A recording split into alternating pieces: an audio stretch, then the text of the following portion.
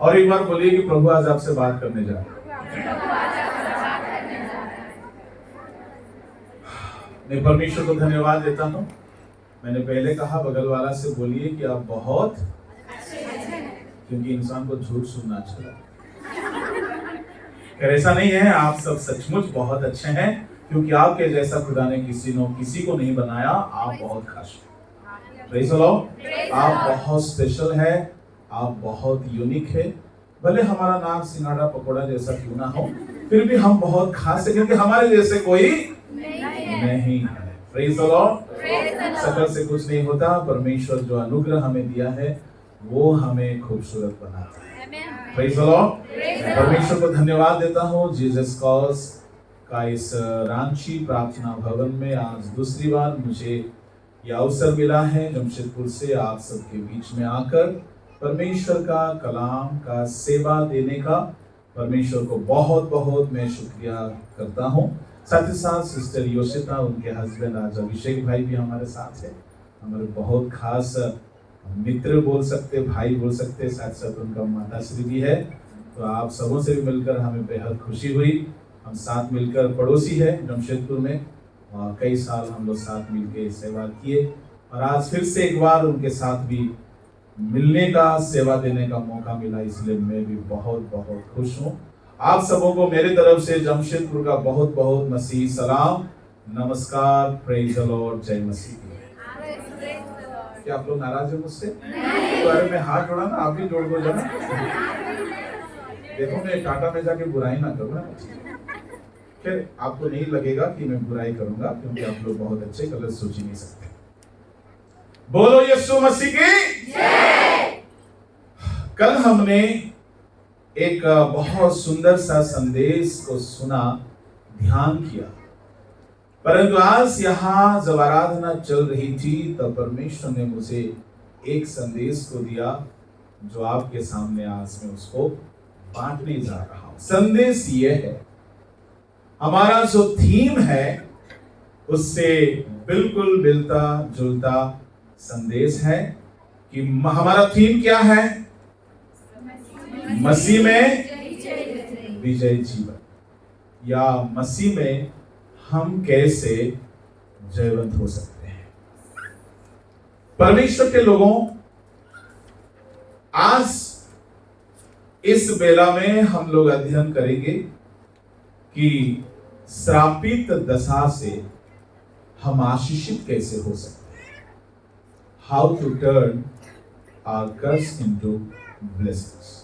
आइए अपनी आंखें बंद करें, चंद शब्दों के द्वारा मैं प्रार्थना करूंगा, फिर हम सीधे परमेश्वर के वचन की ओर जाएंगे। सर्वशक्तिमान सनातन परमेश्वर पिता, हम शुक्रिया करते हैं इस सांझ की बेला के लिए। प्रभु जी, आपकी उपस्थिति में हम आते हैं लॉर्ड। हम सब दुर्बल मनुष्य हैं, केवल आप ही हमारा वक्ता है प्रभु।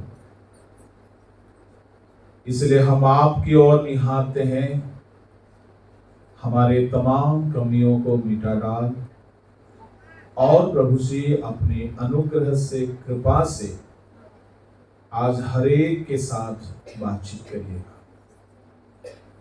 सारी रुकावटें यीशु के नाम से हट जावे, आसमान खुल जाने दे, आपकी उपस्थिति हरेक को जुम्बिश करे, बर्ताव करे और बदलने पाए। आपके सामर्थ्य हाथों में हम समर्पित होते हैं, यीशु के नाम से मांगते हैं, आमीन। आज का ध्यान के लिए हम लोग पढ़ेंगे बाइबल का जाना पहचाना सा एक घटना है, जो हम लूका रचित सुसमाचार 17 अध्याय उसका 12 से लेकर 19 पद में हम देख पाते हैं। किसी गांव में प्रवेश करते समय उसे 10 कोढ़ी मिले। उन्होंने दूर खड़े होकर ऊंचे शब्द से कहा, हे यीशु, हे स्वामी, हम पर दया कर। उसने उन्हें देखकर कहा, जाओ और अपने आप को याजकों को दिखाओ। और जाते ही जाते वे शुद्ध हो गए।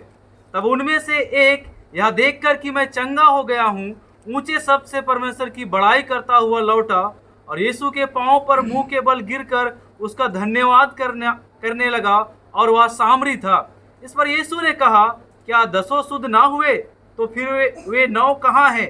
क्या इस परदेसी को छोड़ कोई और ना निकला जो परमेश्वर की बड़ाई करता? तब उसने उससे कहा, उठकर चला जा, तेरे विश्वास ने तुझे चंगा किया है।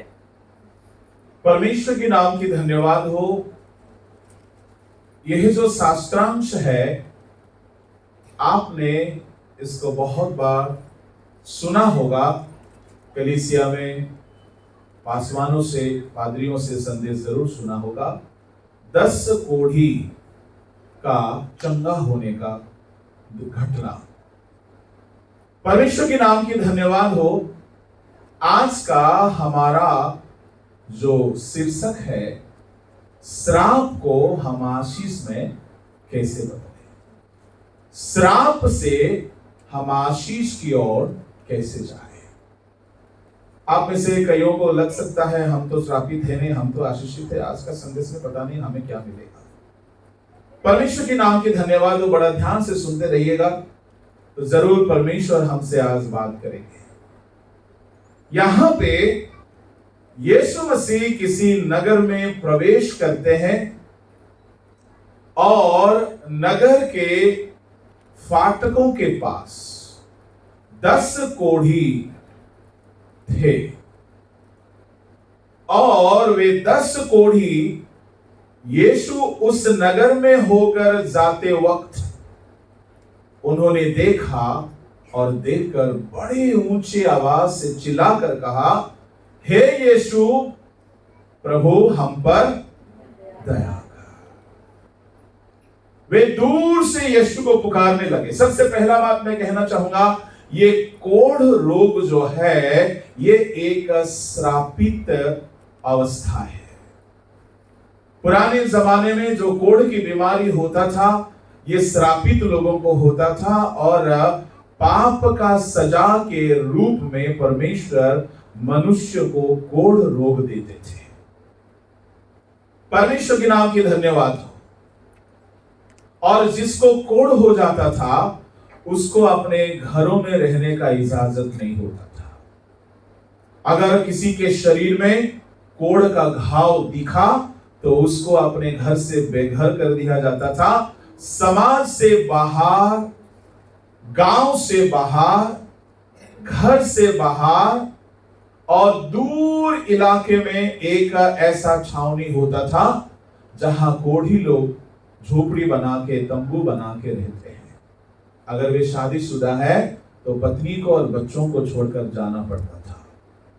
और पता है, इन कोढ़ियों की दशा इतनी दयनीय दशा है, इतना दर्दनाक स्थिति है। आप लेवियों की किताब उसका 13 अध्याय उसका 45 और 46वां पद को पढ़ेंगे, तो वहां पे कोढ़ियों के साथ परमेश्वर किस तरह का सजा दे रखा था।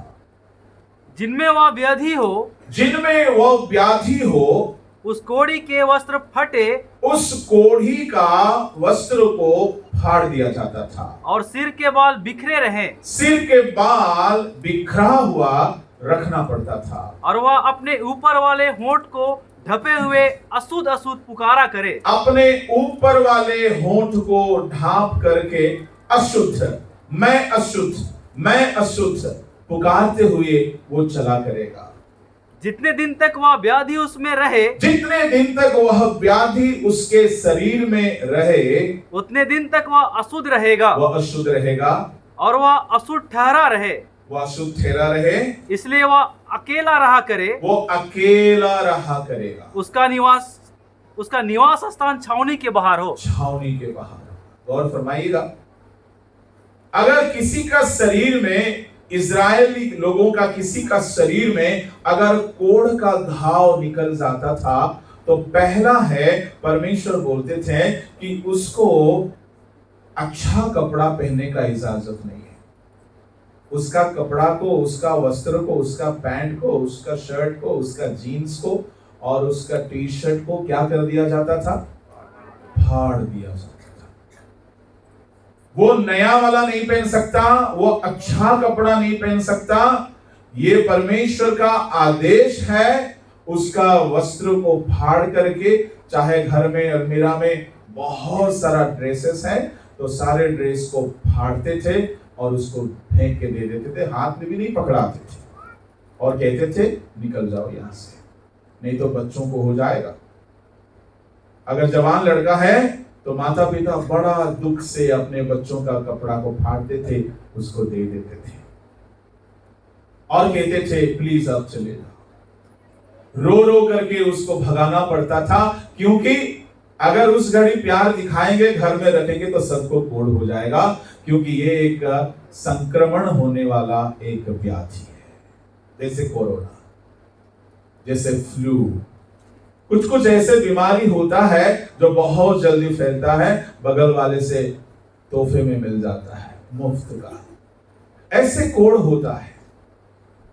तो परमेश्वर के लोग उसका सारा कपड़ा फाड़ करके उसको दे देते हैं और वो बंदा फटा हुआ जीन्स, फटा हुआ टी शर्ट, फटा हुआ टॉप, फटा हुआ शर्ट पैंट पहन करके निकलता था। परमेश्वर का ये श्राप था कि कोढ़ी लोग फटा हुआ पहने। और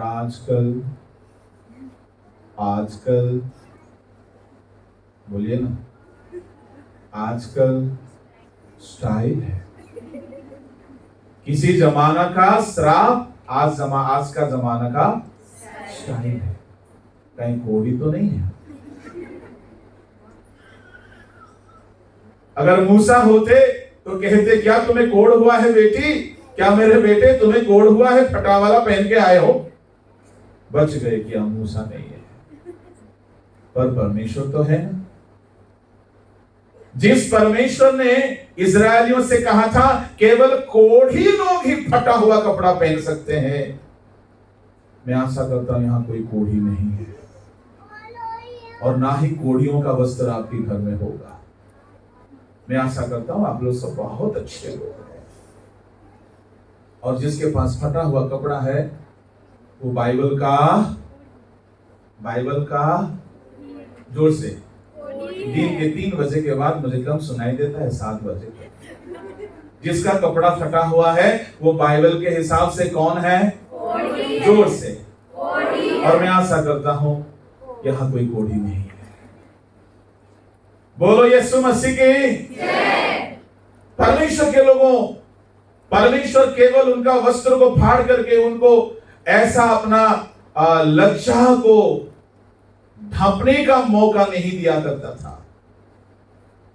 वे बहुत शर्मिंदा होकर पहनते थे और आजकल का लोग बड़ा घमंड से पहनते हैं।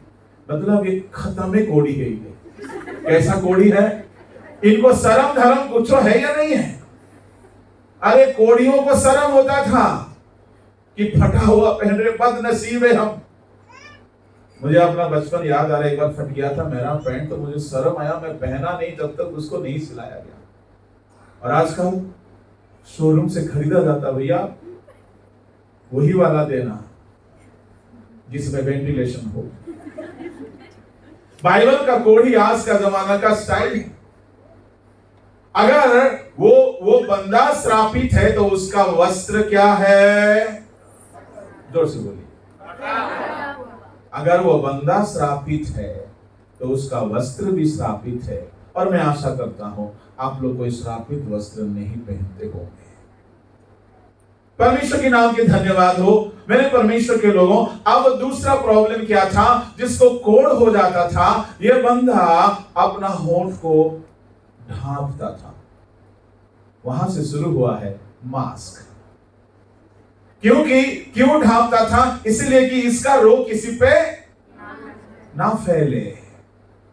अगर बाइबल में से अगर कोई आपसे जानना चाहेगा मास्क के बारे में कहां लिखा, तो बोलना उसको लेवी 13 का 45-46 मास्क के बारे में लिखा हुआ।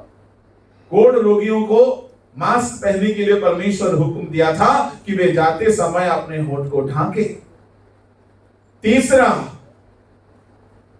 परमेश्वर के लोगों, मुंह को ऐसे ढांपते थे उनका मुंह नहीं दिखता था। इसका मतलब है कोढ़ी लोग मुंह छुपा के जीते थे।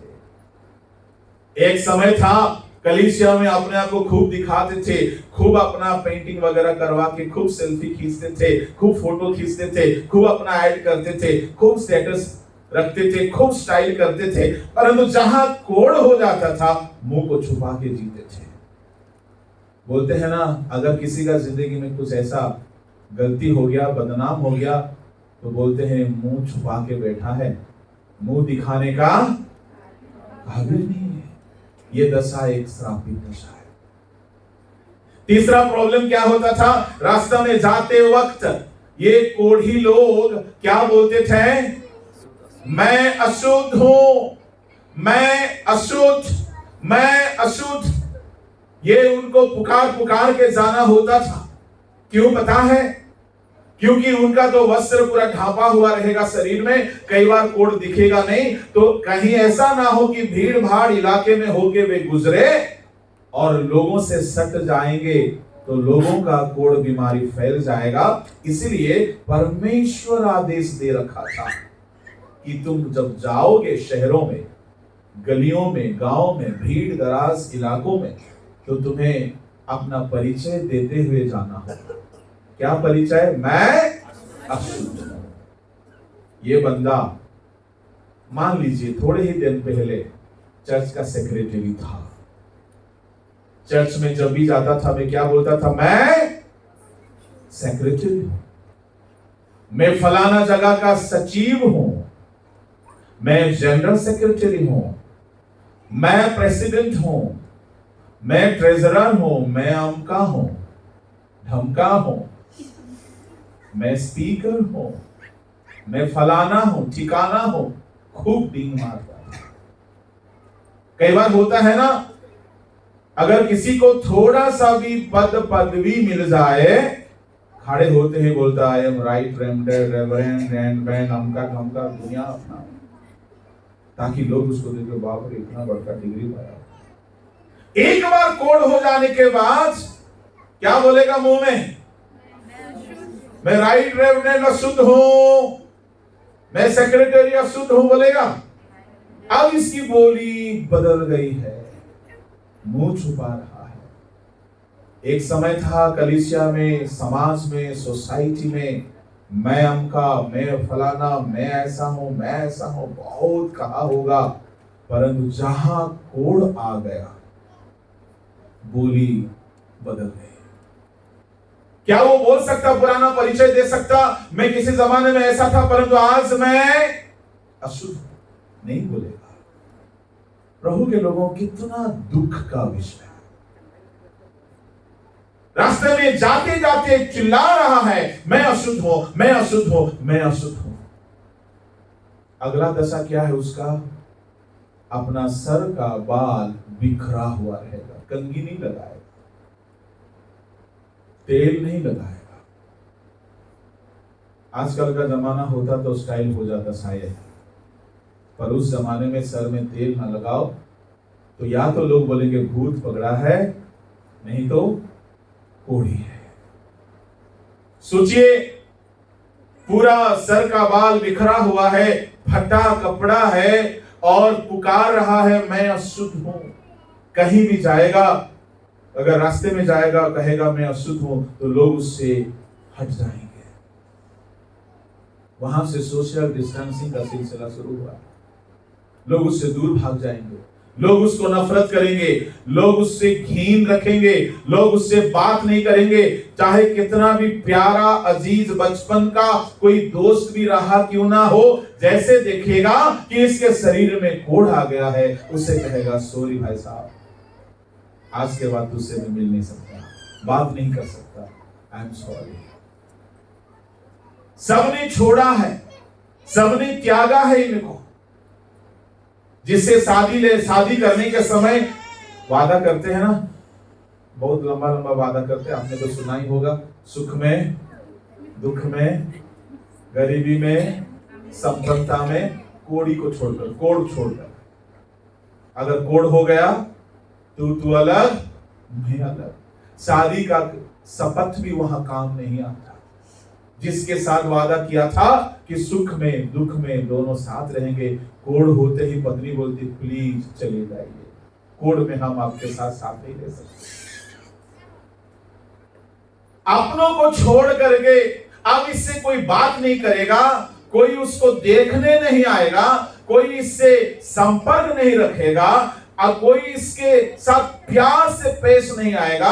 अगर कोई देखेगा तो दूर दूर दूर कहेगा, अगर पास जाएंगे तो डांटेंगे, लोग भगाएंगे, और इनको ना खाना ढंग से मिलेगा, ना सोने के लिए बिस्तर होगा, ना रहने का घर होगा, और घर से बेघर है, और समाज से बहिष्कृत है, और नगर के बाहर है।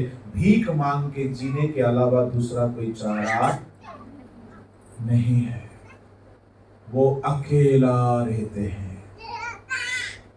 परमेश्वर के लोगों, कई बार हम लोग भी उनके जैसा, कोड़ी नहीं है, कुछ कुछ स्थिति हमारा वैसा है।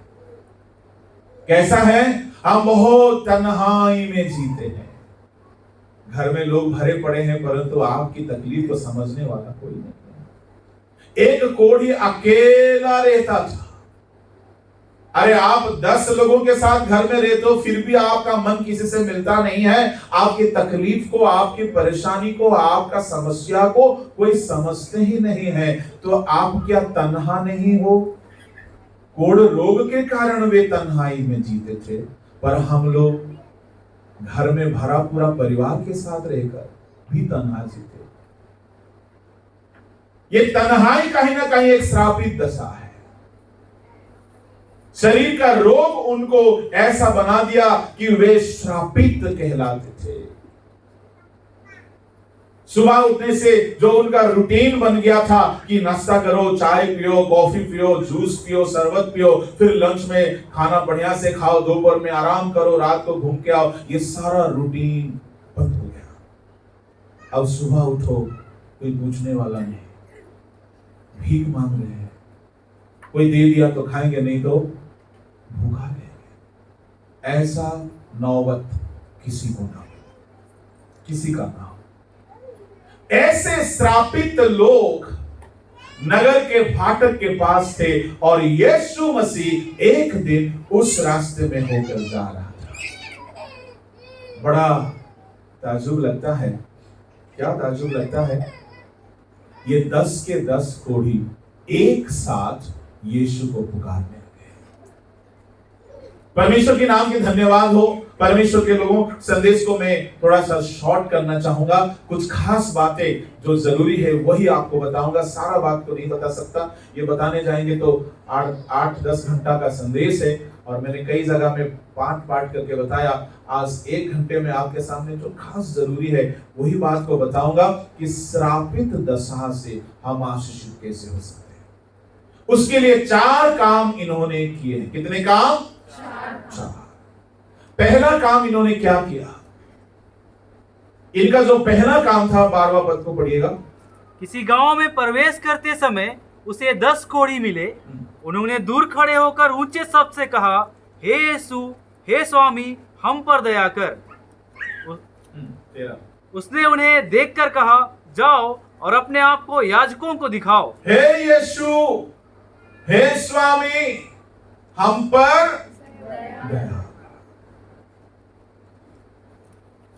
ये कोढ़ी लोग श्रापित दशा से आशीषित होने के लिए 4 काम किए हैं।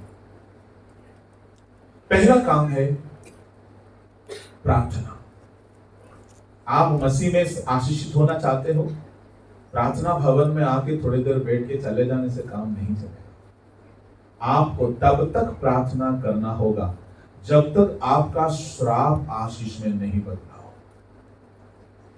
ये 10 कोढ़ियों का पहला जो विशेषता था, इनका जिंदगी श्रापित से आशीषित हो गया। पहला काम इन्होंने किया, प्रार्थना किया, और इनका प्रार्थना बहुत सुंदर प्रार्थना है, बहुत सीखने लायक प्रार्थना है।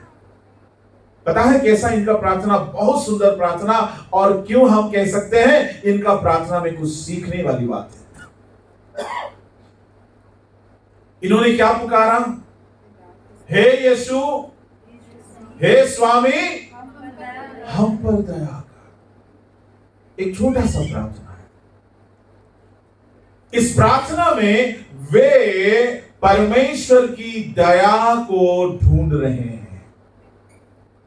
कई बार मैं कुछ लोगों को देखा हूं, प्रार्थना करते करते परमेश्वर को डांट देता है, दिमाग खराब। हाँ, प्रार्थना करते करते एक बंदा को देखा, उसका वीडियो कहीं पता नहीं किसी ने मुझे भेजा, देखा तो मेरा दिमाग गर्म हो गया। I command you, Holy Spirit, you have to move in our midst. How dare?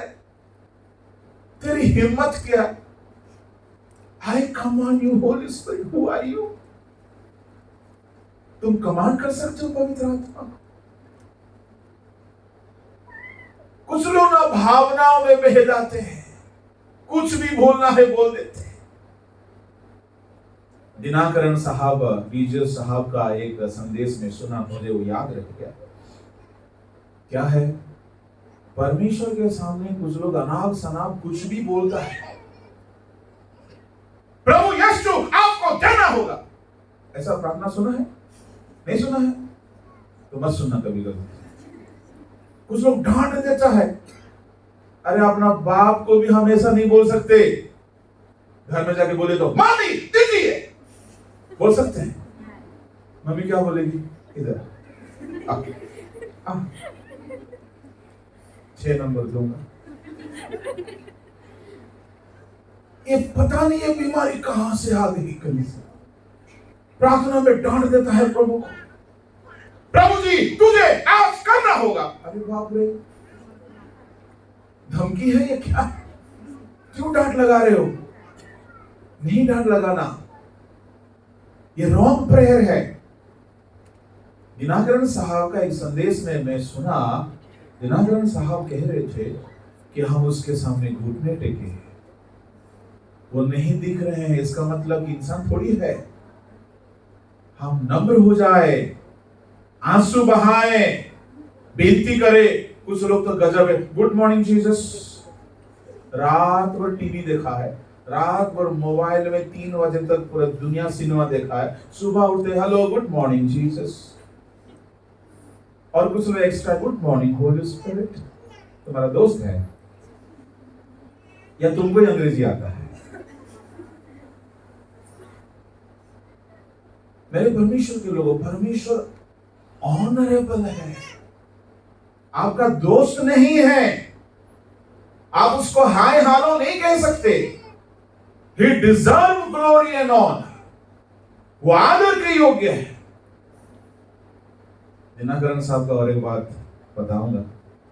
एक मीटिंग में दिनाकरण साहब को बुलाया गया था और लोगों ने कहा, वर्शिप टीम ने कहा, हम आपके आने से पहले माहौल को तैयार कर देंगे, आप सिर्फ आओ और बीज बोना, हम पूरा माहौल तैयार करेंगे। दिनाकरण साहब ने बोला थोड़ा देखे तो कैसे तुम करते हो।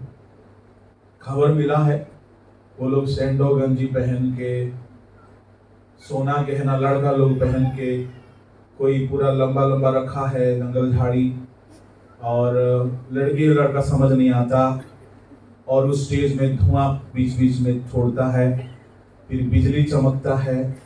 तो दिनाकरण साहब बोले, सुन भाई, मुझे तुम्हारा सपोर्ट का जरूरत नहीं है, तो फिर तुम लोग जो करना है कर लो, खुद खुशी कर लो, अपनी खुशी के लिए जो करना है कर लो।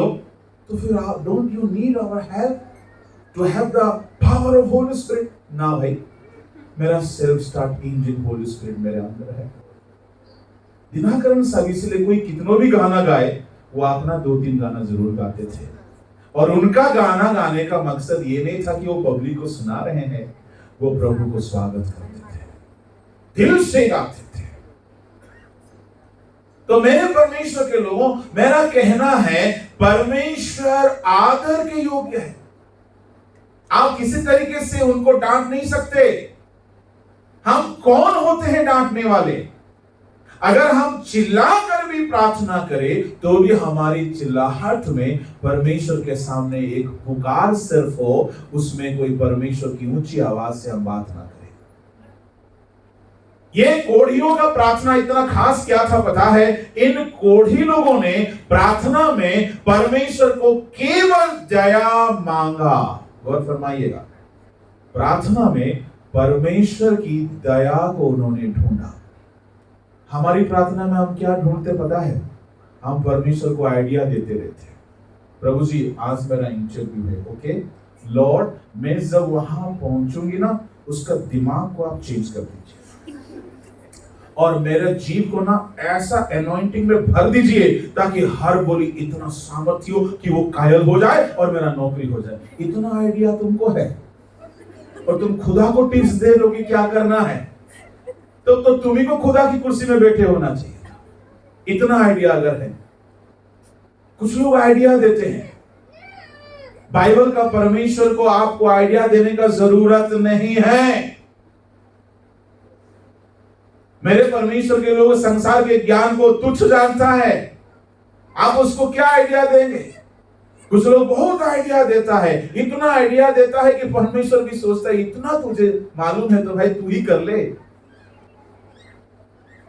मरियम गलील के काना नगर में शादी में ब्याह का भोज था, दाख रस खत्म हो गई। अगर वहां गलती से अगर हम लोग का में से किसी को मिला होता वो मौका, हम लोग जाके आइडिया देते यीशु मसीह, प्रभु जी ऐसा करिएगा, 6 पत्थर का मटका है, पानी भर दीजिएगा और हाथ रख के थोड़ा हिला हिला के थोड़ा सा प्रेयर एनॉइंट कर दीजिए और जल्दी जल्दी करिए। मरियम क्या बोली?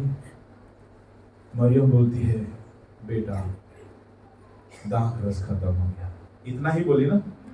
आप भी उतना ही बोलना प्रभु जी जॉब नहीं, प्रभु शादी नहीं हो रहा, इतना ही बोलिए। आइडिया मत दीजिए फलाना लड़का है ऐसा दिखता है, फलाना लड़की है ऐसा दिखता है, ऐसा होना चाहिए, इतना आइडिया मत दीजिएगा, रॉन्ग नंबर लग जाएगा। क्यों मालूम है? जो ज्यादा आइडिया देख करके परमेश्वर के सामने हड़ताल कर देते हैं ना, फास्टिंग कर देते हैं ना, पता है क्या होगा उससे? बाइबल में इस्राएलियों ने एक बार हड़ताल मचा दिया था, हमको राजा चाहिए, हमको राजा चाहिए। परमेश्वर ने राजा दिया कि नहीं दिया? क्या परमेश्वर खुश होके दिया? नहीं दिया। क्या उनके लिए बरकत हुआ? इसका मतलब है आपको भी प्रार्थना में परमेश्वर के सामने अपना फालतू अकल लगा करके हड़ताल नहीं करना। तो फिर कैसे प्रार्थना करना? बोलना प्रभु जी दाख रस खत्म हो गई है, प्रभु जी आप हम पर दया करिए। तो पता है प्रभु कैसे दया करेंगे? जो आप सोच नहीं सकते ऐसा दया चमत्कार। हालेलुया। खाने वाले चखने वाले लोग बोले कि ये कैसे हैं, ये कहां से आया? कि लोग तो शुरुआत में अच्छा देते हैं और बाद में तो मिलावट वाला देते हैं और तुम लोग अभी तक अच्छा रखा। हमारी प्रार्थना में थोड़ा सा सुधार की जरूरत है। मेरे परमेश्वर के लोगों, हम लोग बहुत बुद्धि बांटते रहते परमेश्वर को। परमेश्वर के सामने आप जब बैठो, आपकी तकलीफ को बताओ और कहो Lord let your will be done, आपकी इच्छा, आपकी मर्जी। यीशु मसीह ने ऐसा ही प्रार्थना करके कहा, हे पिता हो सके तो कटोरा दूर हो जाए। यीशु ने हड़ताल नहीं किया, एकदम नहीं चाहिए मुझे ये, मैं मुर्दों को ही जिंदा करूंगा और कोढ़ियों को ही चंगा करूंगा, प्रचार ही करूंगा, ये सली वली हमसे नहीं होगा। यीशु मसीह अगर जिद में अड़ जाते तो क्या यीशु मसीह आसमान जमीन और अधलोक का मालिक होते? परमेश्वर के लोगों, इसीलिए कभी भी परमेश्वर के सामने आप आइडिया मत देना। अगर बेस्ट चाहिए, अगर बड़ा आशीष चाहिए तो बोलना प्रभु हम पर दया कर। दूसरा अगर कुछ बोलना है, प्रभु आपकी इच्छा हो, प्रभु हम पर दया कर, मेरी मर्जी नहीं आपकी मर्जी। Praise the Lord, hallelujah. ये 10 के 10 कोढ़ी एक साथ पुकार रहे हैं और कह रहे हैं हे प्रभु हम पर दया कर। ये 10 के 10 कोढ़ी को ये आइडिया कहां से आया ऐसा प्रार्थना करने का? वो 10 में से अगर हमारा टीम का अगर यहां का कोई 10 होता तो क्या बोलते हैं, रुक ऐसा नहीं बोल, जाता जाता कुछ है, ऐसा नहीं, रुक हमको ज्यादा आता है, हम थोड़ा थोड़ा बढ़िया से पुकारेंगे, देखना यीशु पूरा फिदा हो जाएगा, हमारा काम बन जाएगा। ये 10 में से हम लोग तो ऐसा आइडिया नहीं देते, तो चुप ना रहते, कुछ आता है, ज्यादा हो रहा है। ये 10 को देखो, 10 में एकता है। Praise the Lord, hallelujah. ये 10 में सबका एक ही मन है, और ये 10 लोग एक ही आवाज से पुकार रहे हैं, किसी की आवाज इधर उधर नहीं है। इसका मतलब ये कोढ़ी होने से भी एकता के साथ जी रहे। इनका मन किसी से मतभेद, शत्रु, बैरभाव के साथ नहीं है, एक है, कम से कम प्रार्थना में एक है। और प्रभु भी वही चाहते हैं, जब तुम प्रार्थना करो तो एक मन होकर के प्रार्थना, सबकी मन में एक ही बातें होना चाहिए। अलग अलग सोच के साथ यहां बैठे रहोगे तो कुछ नहीं होगा। सब कोई एक मन के साथ है, और सब कोई ने एक ही लाइन को बोला। ये तो उससे भी ताज्जुब बात है। अगर हम लोग वहां होते तो क्या बोलते? अरे रुकना, तुम 9 लोग बाद में बोलना, मैं पहले बोलता, हे प्रभु कपड़ा फटा है, प्रभु कपड़ा फटा है, बहुत साल हो गया अच्छा कपड़ा पहना नहीं है, प्रभु कंघी नहीं किया है, कितना गजब लग रहा था मैं जब कंघी करता था, प्रभु ढाबा हुआ है मुंह, प्रभु घर छोड़ के आया हूं, छोटा बच्चा था, नन्ना मुन्ना सा 2 महीना का था, ओ प्रभु 10 साल हो गया है। हम इतना लंबा बयान करते कि नहीं करते? अगर हम लोग को प्रार्थना करने दिया जाता तो आधा घंटा तो दिमाग खा देते प्रभु यीशु मसीह। क्या वो गलत है? इतना बयान करके बोलना गलत है?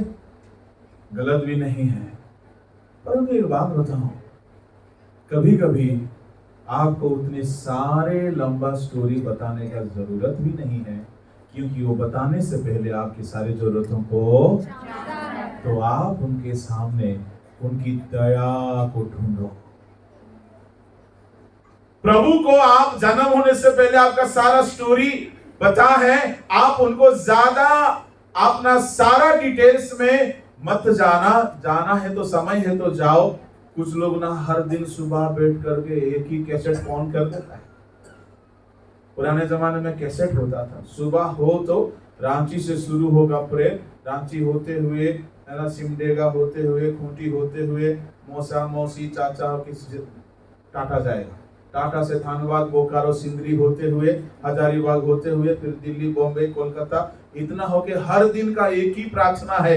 1 घंटा तक परमेश्वर का दिमाग खराब करके रख देता है। जैसे प्रार्थना खत्म हुआ, पड़ोसी के साथ झगड़ा भी 1 घंटा करे। प्रभु के लोगों, कुछ तरह की इसीलिए नहीं हो रहा है। मैं ये नहीं बोल रहा हूं कि लंबा प्रार्थना अच्छा नहीं है। प्रार्थना लंबा करना चाहे करे, छोटा करना चाहे करे, परंतु परमेश्वर को आइडिया मत दे। एक छोटा बच्चा को ज्यादा आइडिया होगा ना, उसके पिताजी को ज्यादा आइडिया होगा। जब स्वाभाविक है, ऑब्वियसली पिताजी को। छोटा बच्चा को दिखाया जाएगा एक बैलून का बंडल और एक 2000 का नोट, तो क्या पकड़ेगा वो? बैलून। हमारा भी बुद्धि छोटा ही है, हम अपने से चुनेंगे तो गलत ही चुनेंगे। जवान लड़का लड़कियों के लिए बोलूंगा, अपने से शादी का रिश्ता मत चुना, रॉन्ग नंबर ही लगे। कैसे मालूम है? बाइबल का ठोस कहानी एक बोलता हूं। आदम के लिए रिश्ता कौन लाया था? अपना मौन व्रत को जरा सा भंग करके जवाब दे सकते हैं तो दीजिएगा, नहीं तो मैं सोचूंगा आप लोग हमसे नाराज हैं। आदम का रिश्ता कौन लाया था? हाँ, आदम फोटो उठो देखा था? नहीं ना। अच्छा, फोन में बात बतिया था? नहीं। बात कुछ नहीं बतियाया है। अच्छा ठीक है। तो मंगनी उंगनी कुछ हुआ था? नहीं। घर दिखाई, लोटा पानी? नहीं। कुछ नहीं हुआ। तो सीधा परमेश्वर रेडी करके लाया और बोलता ये ले, दोनों को आशीर्वाद किया, शादी कर दिया। तो परमेश्वर लाया होगा तो परफेक्ट ही ना लाया होगा, है ना? एकदम परफेक्ट लाया होगा कि नहीं लाया होगा? अच्छा, तो परमेश्वर लाया है तो एकदम बढ़िया लाया है। अच्छा, अब परमेश्वर लाया हुआ पत्नी आदम को बहला फुसला करके, सांप का टीचिंग में इंस्पायर होके, परमेश्वर का मना किया हुआ फल खिला करके बर्बाद कर दी थी। आदम का बर्बादी किससे शुरू हुआ? बोलिए। हाँ, हवा से। आदम को बिगड़ने का कारण कौन बना? हवा। ये हवा को लाके कौन जोड़ा था? परमेश्वर। अरेंज मैरिज करवाया हुआ लड़की अगर उसको बर्बाद कर सकता है, तुम लोग फेसबुक से ढूंढा हुआ वाला क्या नहीं करेगा? समझ में आया? हाँ, अगर परमेश्वर प्योरली लाके दिया वाला उसको खत्म कर सकता है, तुम लोग इंस्टाग्राम से, फेसबुक से, और का होता है आजकल, बहुत कुछ निकल गया है, उससे ढूंढा वाला छोड़ेगा जी? और जो उसमें ढूंढ रहे हो, आपको मुबारक। समझ में आई बात? इसलिए प्रभु को हमेशा बोलना, प्रभु मेरी मर्जी नहीं, प्रभु मुझे कुछ नहीं मालूम, आप दया करें। प्रभु को अपना दुख जताइए, प्रभु आपके लिए बेस्ट है। तो मेरे अजीज परमेश्वर के लोगों, ये 10 के 10 कोढ़ियों का प्रार्थना एक यूनिक प्रार्थना था। ये 10 के 10 एक साथ प्रभु की दया को पुकारे। मुझे बड़ा ताज्जुब लगता है, ये 10 के 10 कोढ़ी एक साथ एक ही बात को कैसे बोल रहे हैं। इसका मतलब है 10 ने मिलकर डिसाइड किया है कि हम लोग एक साथ यही बोलेंगे। क्या बोलेंगे? हे यीशु, हे स्वामी, हम पर दया कर, एक ही साथ बोलेंगे। और सबने सहमत हो गया। ये लोग दूसरा कुछ क्यों नहीं बोला? पता है क्यों नहीं बोला? क्योंकि ये बात है, तिमाई का पुत्र बातिमाई क्या प्रार्थना किया था? हे दाऊद के संतान यीशु, कनानी स्त्री अपने बेटी को भूत लगा था, उससे छुड़ाने के लिए कनानी स्त्री क्या बोली थी? हे दाऊद के संतान यीशु, मुझ पर दया कर। इसका मतलब है ये सारे के सारे लोगों को मालूम था यीशु को ज्यादा कहानी बतियाने का जरूरत नहीं है। जरूरत नहीं है। अरे उसको सिर्फ दया मांगो। उसको सब मालूम है कि आप कैसे हाल में हैं। Praise the Lord, hallelujah. इसलिए 10 लोगों ने क्या मांगा है? प्रभु हम पर दया। Praise the Lord. आज के बाद से आपका प्रार्थना में प्रभु को क्या मांगोगे? प्रभु की दया। आपकी जो भी मैटर है बताना जरूर, प्रभु हमें से हम पर दया कर। मेरे बेटी को भूत लगी है, मुझ पर। हम लोग होते तो क्या प्रार्थना करते? प्रभु आइए उस पर हाथ रखिए, ऐसा डांटिए की बात है। हम लोग तो आइडिया देने में एक से एक लोग होते हैं। पर कनानी स्त्री बोली है, प्रभु मेरे बेटी को भूत लगा है, आप दया कर। और अंधा बातिमाई क्या प्रार्थना किया? प्रभु मुझ पर दया कर। हम लोग होते तो क्या बोलते? प्रभु जी आइए आइए आइए, प्रभु थूकिए तो, और मिट्टी को ऐसा बढ़िया से गोला बनाइए और आंख में रखिए और ऐसा हाथ रख के थोड़ा धकेल के यीशु के नाम से चंगा करिए। तो ऐसा आइडिया दिए होते कि नहीं होते? कई जगह में हम जाते, लोग बोलते थोड़ा हाथ रखिए ना, ये बोलता सुन भाई, अगर मेरा हाथ में सर्दी उर्दी खांसी छींक कुछ होगा तो उसको फैल सकता है, उसका कोई रिस्क हम नहीं लेगा।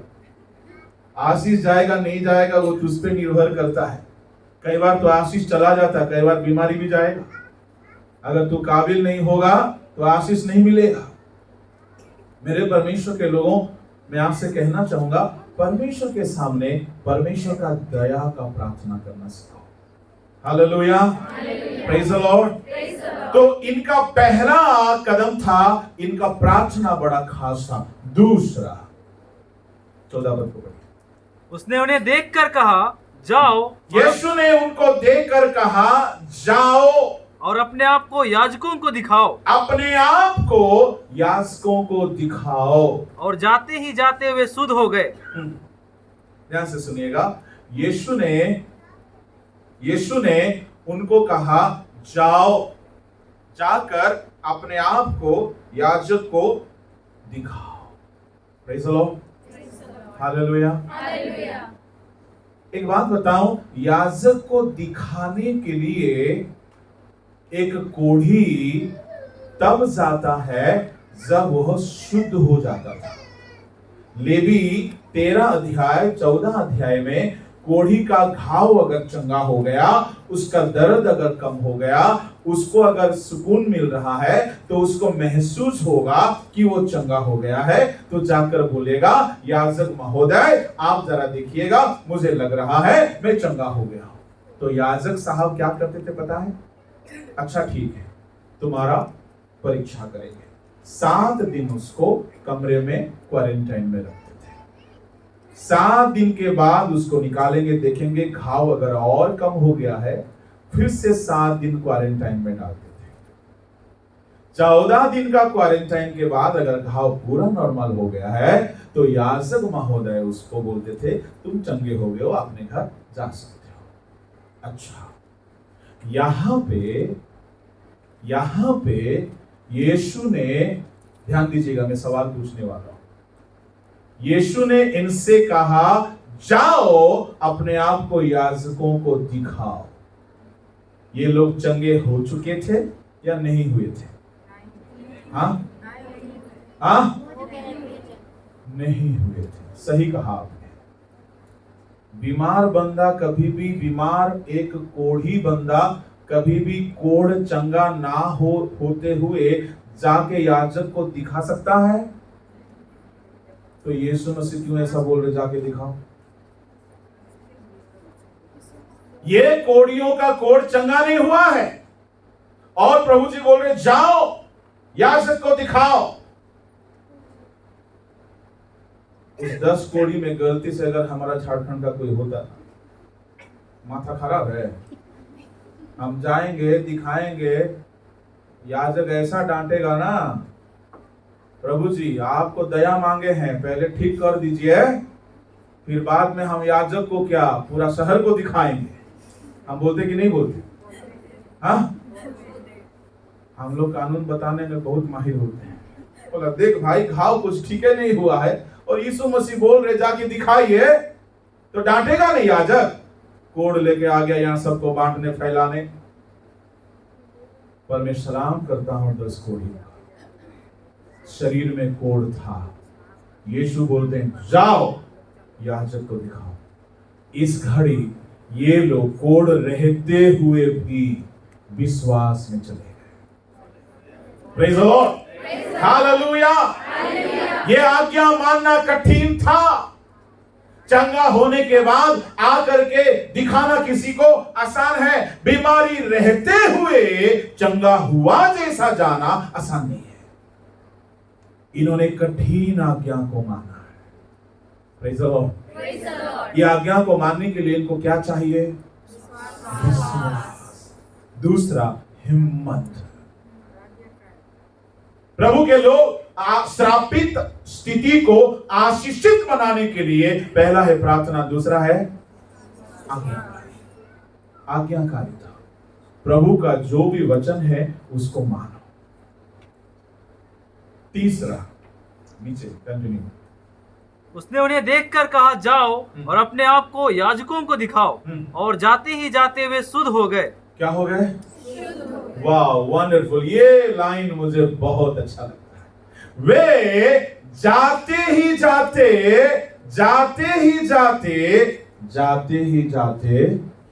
चंगे हो गए। Praise the Lord, hallelujah, hallelujah. 10 के 10 खड़े हैं और यीशु ने कहा जाओ। गलती से वहां मैं नहीं था और आप में से तो कोई नहीं था, तो बहुत ही अच्छा था, क्योंकि हम लोग बोलकर देख भाई ये प्रभु भी ऐसा है, बाटीमय को तो ऐसा किए और किसी किसी को तो छुए, किसी किसी को तो आदेश किए, और हम लोग बोलते तुम लोग अपने से जाओ। देखाओ कुछ कम नहीं हुआ, हमने से जाएंगे, कहीं डांट ना दे, कहीं भगा ना दे। ये 10 के अंदर यह विश्वास नहीं हुआ। इन 10 ने कहा चलो चलते हैं, पहला कदम बढ़ाया। Praise the Lord, hallelujah. जैसे पहला कदम बढ़ाया, थोड़ा घाव सूखने लगा, दूसरा कदम बढ़ाया और थोड़ा घाव सूखने लगा, तीसरा कदम बढ़ाया और घाव सूखने लगा, चौथा कदम बढ़ाया और घाव सूखने लगा, पांचवा कदम, छठवां कदम, 10वां कदम, होते होते इन्होंने कहा रे गजब है, एक एक कदम हम बढ़ा रहे हैं, घाव सूख रहा है। वे जाते जाते चंगे हो गए। मैं आपसे कहना चाहूंगा, प्रार्थना बहुत करते हो, दूसरा आज्ञा मानते हो, तीसरा काम भी करना, विश्वास से चलना शुरू करो। अब जाते जाते प्रभु के चमत्कार को देखोगे। घर बैठे बैठे नहीं। कुछ लोग ना फास्टिंग प्रेयर करेगा, फिर प्लानिंग प्रेयर करेगा, फिर थैंक्सगिविंग प्रेयर करेगा, पर निकलेगा नहीं। बैठे बैठे खाली प्लानिंग के ऊपर planning, fasting planning, prayer planning, खाली प्लानिंग ही करते रहेगा साल भर। प्रभु क्या कहते हैं? प्रार्थना किए हो, वचन मान रहे हो, विश्वास से चलना शुरू करो। वे जाते जाते चंगे हो गए। परमेश्वर के नाम की धन्यवाद हो। यह विश्वास का वक्त था। बाइबल का जितने महान लोगों को आप देखोगे, वे भी ऐसा ही किए। मैं आपको 3-4 लोगों का उदाहरण दूंगा। वे भी प्रार्थना के बाद विश्वास से चलना शुरू किए। आप नौकरी के लिए बहुत प्रेयर करते हो, विश्वास के साथ इंटरव्यू में पार्टिसिपेट करो। सेवकाई के लिए बहुत प्रेयर करते हो, प्रार्थना किए, फास्टिंग किए, विश्वास से सेवकाई शुरू करो। व्यापार के लिए बहुत प्रार्थना करते हो, प्रार्थना किए, फास्टिंग किए, अब विश्वास से बिजनेस शुरू करो। अब जाते जाते परमेश्वर के चमत्कार को देखोगे। घर बैठे हुए टोटल काम नहीं होगा। बाइबल में आपको पुख्ता सबूत 4-5 सबूत दूंगा। एक सबूत सुनिएगा। इब्राहिम जब अपना बेटा को बलि करने को जा रहा था, इब्राहिम का विश्वास क्या था? परमेश्वर उपाय करेगा। इब्राहिम की जगह में हम लोग होते तो क्या करते? घर में पहले मेमना का उपाय करो तो हम लेके जाएंगे। सही है कि नहीं है? इब्राहिम क्या किया? रास्ते में बेटा क्रॉस क्वेश्चन करता। वो बेटा भी बड़ा डेंजर बेटा था। पिताजी, छुरी है, रस्सी है, लकड़ी है, आग है, मेमना कहाँ है? पिताजी का इंस्टेंट रिप्लाई था, यहोवा परमेश्वर पर्वत में प्रबंध करेगा। जाते जाते परमेश्वर का उपाय को अब्राहम ने देखा है। और हम होते तो पहले मिले, देखना कैसे हम नहीं निकलेंगे। ये तो थोमा वाला बात हो गया। अरे विश्वास के साथ निकलो। बाइबल का दूसरा घटना, बहुत घटना है। दूसरा घटना, मिस्र देश से जब मूसा इस्राएलियों को लेके निकला। मुझे बताइए कितने लाख पुरुष थे? जल्दी 6 लाख। स्त्रियां कितनी होगी? उस समय में एक शादी करो तो 4 को फ्री मिलता था। Buy 2 get 2 free. हमारा याकूब चाचा को देखिएगा, 2 शादी किया तो 2 फ्री था। तो उस हिसाब से 6 लाख पुरुष है तो कम से कम स्त्रियां 20 लाख होगी, 15-20 लाख होगी। तो कुल मिला के स्वामी स्त्री कितने हो गए? 25 लाख। और बच्चे कितने होंगे? उस समय कोनो फैमिली प्लानिंग नहीं था। जितना प्रोडक्शन होता है होने दो। परमेश्वर ने कहा फूलो फलो, शहर को, धरती को, नदी नाला जंगल को, सबको भर दो। तो इसलिए कोई सिस्टम कस्टम कुछ नहीं था। इसलिए जिसका जितना हुआ। एक माता श्री का सुनोगे तो हैरान हो जाओगे, 70 बच्चा था। अगर कहीं मिले तो उसको प्रणाम करने का जरूरत है। खैर ऐसा है तो 25 लाख माँ बाप का कितने बच्चे होंगे? कुछ नहीं भी तो कम से कम 25 लाख होंगे कि नहीं होंगे? अच्छा, कुल मिलाकर कितने लोग हो गए? 50। अच्छा, 50 लाख लोगों को लेकर मूसा मिस्र से निकल रहे हैं। निकलने के लिए विश्वास का जिगर चाहिए। अगर वहां मूसा गलती से कमिटी मीटिंग कर देता ना, सेक्रेटरी बोलते सुनो जी मूसा साहब निकल तो रहे हो, 40 साल में खाना का क्या बजट है? 40 साल में लोगों को खिलाओगे कहा? सेक्रेटरी बोलते, ट्रेजरर क्या बोलते हैं, कोई स्पॉन्सर पहले ढूंढो फिर निकलेंगे। और असिस्टेंट ट्रेजरर क्या बोलते हैं, कम से कम पानी पिलाने का भी जुगाड़ है आपके पास, नेता बन के निकले हो। 40 साल लगेगा जी। एक दिन 2 दिन का बात थोड़े है कि घूम के आ जाएंगे रांची। 40 साल लगेगा। 50 लाख लोग हैं, क्या खिलाओगे? निकलने आए हो। इतना कमिटी मीटिंग होता तो ये सब मुद्दा पे आलोचना होता कि नहीं होता? हाँ, इसीलिए मूसा कोई कमिटी मीटिंग नहीं रखा। मूसा विश्वास किया और विश्वास के साथ लोगों को लेकर निकला। मैं सैल्यूट करता हूं इजरायलियों को। वे लोग भी क्वेश्चन नहीं किए कि रास्ता में क्या जुगाड़ है खाने का। कोई क्वेश्चन नहीं किया। प्रभु के लोगों ज्यादा क्वेश्चन कौन करता मालूम है? इसी पीढ़ी के लोग। हमको ज्यादा वचन मिलता है, ज्यादा प्रार्थना होता है, ज्यादा ज्ञान है, ज्यादा बाइबल पढ़ते हैं और ज्यादा क्वेश्चन करते हैं और हमारा सारा क्वेश्चन संदेह वाला होता है। क्या मालूम, प्रार्थना तो किए हैं, देखते हैं।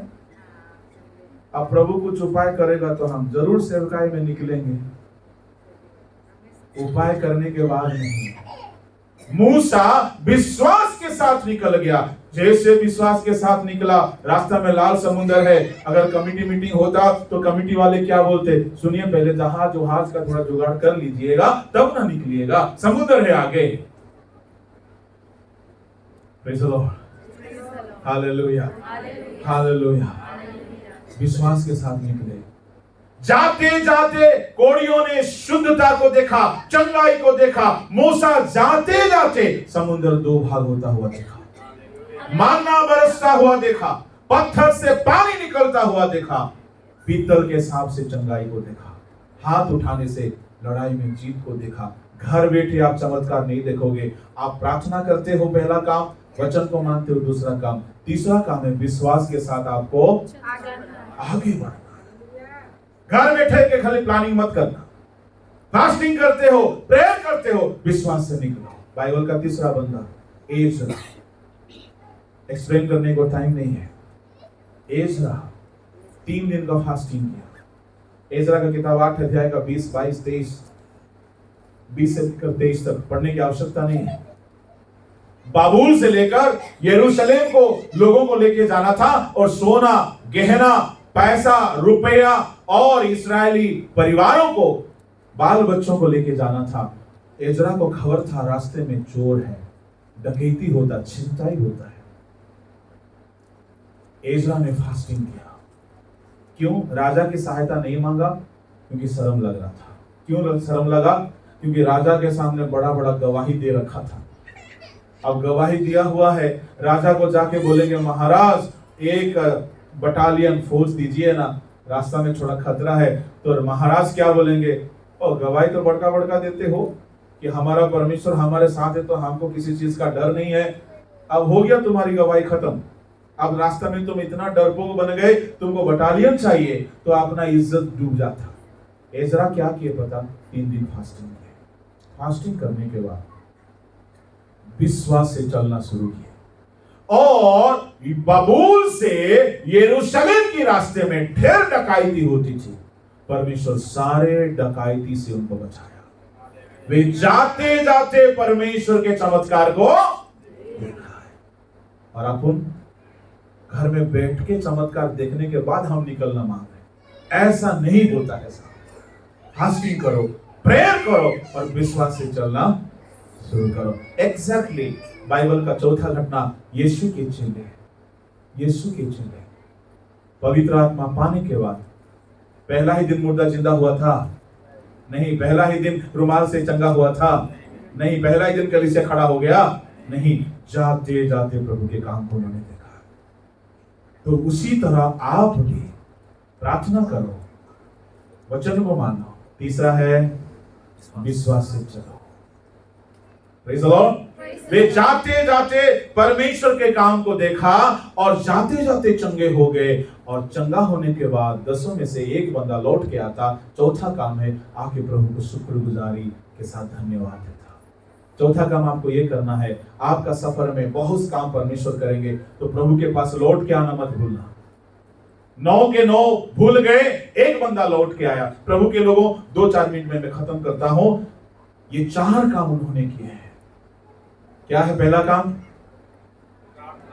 प्रार्थना। दूसरा आज्ञाकारी, तीसरा, चौथा लौट के आके धन्यवाद देना।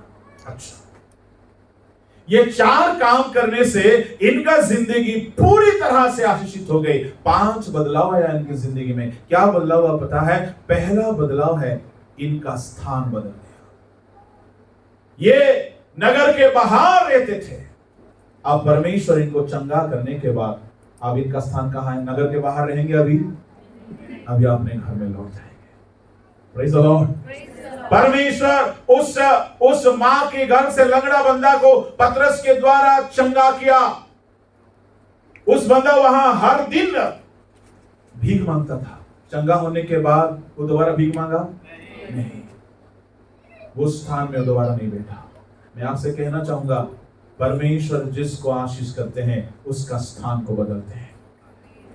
वो धूल से उठाते, सिंहासन में बैठाते। बातिमाई भीख मांग रहा था, चंगा होने के बाद भीख मांगने की जगह में नहीं बैठा है। आप भी विश्वास से चलना शुरू करो, आपका भी स्थान जहां हो वहां नहीं रहोगे, आपका स्थान अपग्रेडेड होने लगेगा। आज से 25 साल पहले मेरा स्थान कुछ और था, आज मेरा स्थान कुछ और है। आप में से जो कोई प्रार्थना के साथ वचन को मानते हुए विश्वास से चलना शुरू करोगे, आपका स्थान आज जहां है आप वहां नहीं रहोगे, आपका स्थान ऊंचा होगा। एक बंदा भेड़ चराता था, एक बंदा जेल खाने में था, वो था यूसुफ। प्रभु उसको उठा के सिंहासन में बैठाया। दाऊद भेड़ चराता था, प्रभु राजगद्दी में बैठाया। एक मछुआरा था, कलीसिया का खंबा बनाया। एक मर्डरर था, पौलुस बन गया। प्रभु स्थान को बदलते हैं, परंतु आपको विश्वास से चलना होगा। दूसरा परिवर्तन, प्रभु खाली स्थान को नहीं बदलते, प्रभु आपके नाम को भी बदलते हैं। ये 10 कोड़ी का नाम बदल गया। दोबारा कोई कोड़ी कह सकता उनको? नहीं। दोबारा कोई पौलुस को साउल बोल सकता है? नहीं। कोई दोबारा इस्राएल को याकूब बोल सकता है? नहीं। परमेश्वर जिसको आशीष करते उसका नाम बदलते हैं। अब्राहम का नाम अब्राहम हो गया, सारा का नाम बदल गया, याकूब का नाम बदल गया कोढ़ियों का नाम। अब बारी है आपका, परमेश्वर आपका नाम बदलते हैं। तीसरा परिवर्तन, उनका रूप बदल गया। कैसा रूप था? फटा कपड़ा, बिखरा हुआ बाल, घाव, बदबू, चंगे हो गए। इनका रूप खूबसूरत हो गया। मैं आपसे कहना चाहूंगा, परमेश्वर जिसको आशीष करते हैं उसका सामाजिक छवि को बदलते। आप गोरे काले हो जाएंगे, काले गोरे हो जाएंगे, ये बात नहीं कह रहा हूं मैं। परमेश्वर आपका सामाजिक छवि को बदलेगा।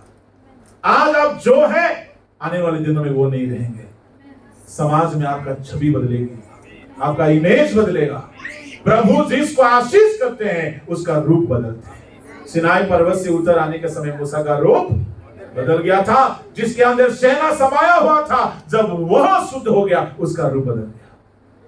प्रभु के लोगों, प्रभु इन कोढ़ियों को जब आशीष करता है, चौथा परिवर्तन, इनका शरीर के साथ साथ, नाम के साथ साथ, स्थान के साथ साथ इनका परिस्थिति बदल गया। वे लौट के आ गए अपने घर। रिस्टोरेशन, जो कुछ खोए थे वो लौट के पा लिए। परिवार खोए थे, पत्नी, बच्चे, घर, समाज, मित्र, साथी, दोस्त, सब कुछ को दोबारा लौट के पाए हैं। प्रभु आपको आशीष देंगे थे, आपका खोया हुआ सारा आशीष को आप लौट के पाओगे। Hallelujah, hallelujah. इनका जिंदगी का भविष्य बदल गया। आखिरी परिवर्तन, इनका जिंदगी श्रापित से आशीषित हो गया। आप भी हो सकते हो, आप भी हो सकते हो। आज इस मीटिंग खत्म होने से पहले ठान लो, अगर 10 कोड़ी हो सकते हैं तो हमारा परमेश्वर किसी का पक्षपात नहीं करता। वो उनको जितना प्यार करता था हमको भी करता है। अगर हम भी पुकारें, नित्य उसकी दया को पुकारो, वो जरूर दया करेगा। उसकी आज्ञाकारी बनो। दूसरा काम, तीसरा विश्वास से चलो। चौथा शुक्रगुजार रहो। भूल जाना मत, प्रभु जब आशीष देंगे तो निश्चय आपका भी जिंदगी में ये 5 बदलाव होगा। आपका जिंदगी का अतीत जैसा था, भविष्य ऐसा नहीं होगा। आशीषित होगा। आइए अपनी आंखें बंद करें।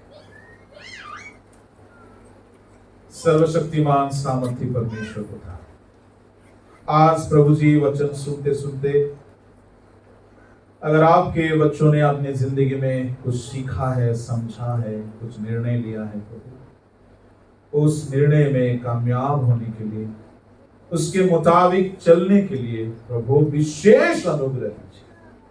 मैं आपके अति छोटे दास आपकी दया की ओर पुकार रहा हूं, शरण ले रहा हूं।